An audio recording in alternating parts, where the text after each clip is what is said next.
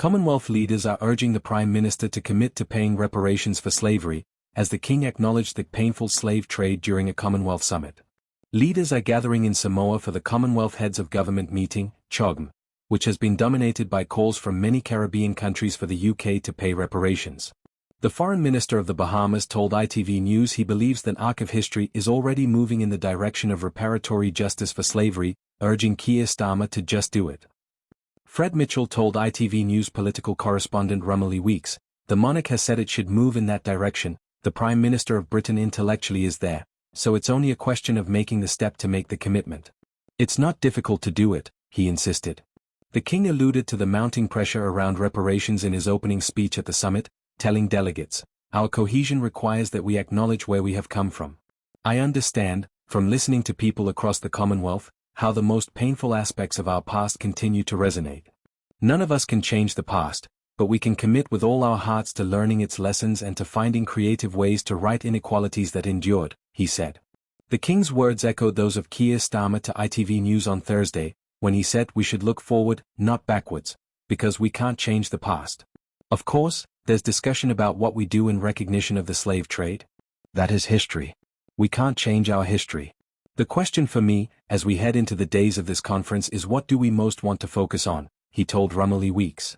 In recent days the Prime Minister said he wouldn't be discussing reparations for slavery at the summit because it would lead to very long endless discussions about the past, and Downing Street has insisted the issue isn't on the table. "I think actually by focusing on issues such as climate change and trade, we can make material impact in the next 5, 10, 15, 20 years, whatever it may be.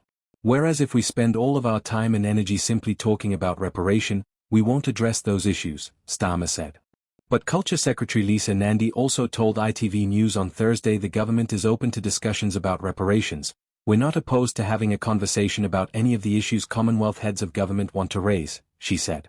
Leaders at the summit are due to elect the new Commonwealth Secretary-General, and all three candidates going for the job have called for reparations for countries affected by slavery and colonialism. CARICOM, a group of 15 Caribbean nations, has called for talks to explore such measures. A report by a senior UN judge last year concluded the UK owes more than £18 trillion in reparations to 14 different countries, but there have been suggestions of other forms of reparatory justice that doesn't involve cash payments. The Guardian newspaper reported on Friday that other options like a formal apology, climate adaptation, education programs, cultural institutions or public health support are being considered by Downing Street. However, a No 10 spokesperson said, "We don't recognize those reports. It remains the case that reparations are not on the agenda."